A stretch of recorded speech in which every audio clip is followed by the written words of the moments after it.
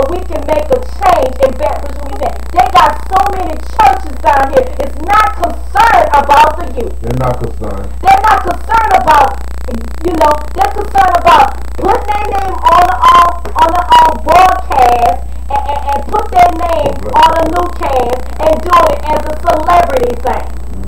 Or I did this and I did that. God said he do not answer that kind of prayer. It's in vain.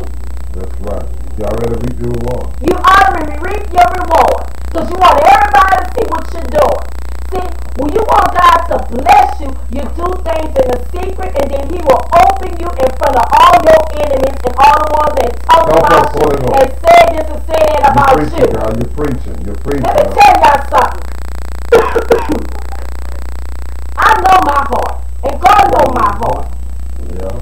Every day I fast and I pray and I lay before God. I say, Lord, give us favor that we get grants and resources so we can hit these streets and save our youth in Baton Rouge, Louisiana.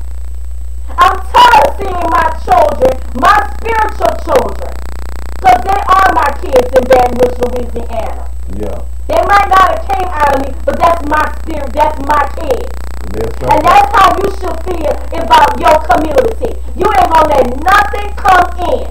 No devil, no demon. Come in your community and take out your children. And I'm not talking about your natural kids. I'm talking about spiritual kids. See, one thing I could say about the 60s, everybody helped each other kids. Yeah. When they saw you get in trouble, you got to whip it from there. You got to whip it from grandma, and et cetera. Amen. I'm telling you, God is shifting something in this atmosphere. Amen. And let me tell you, if you can't see the seed to this ministry, you could call and say, you know what? I heard about this business is giving out stuff. Let us know if you know any business or somebody in your local can help us. And I'm gonna tell you, we need school supplies, we need personal hygiene, because they got a lot of them down here. Need shampoo, condition, female products. They need everything. And I'm gonna be honest, some of these churches, they getting all this stuff, it's all about their members. Yeah. And see, me and my husband, it don't matter, come to this church or not. We gon' help you. And one thing I can say about the Catholics, it don't matter what church you from. Amen? They gon' help you. Why we can't be like that? They don't ask what They don't ask you what church you come from. All they want to know, what do you need? And guess what? They gonna pay for your lights, your water, your house note if they could. Yeah. They even give you clothes and everything. But what's wrong with us spiritual filled, Holy Ghost, saying we in the spirit, speaking tongues and everything? See that sister and brother, see that church struggle, but instead they want to sit there and backbite and gossip about that church.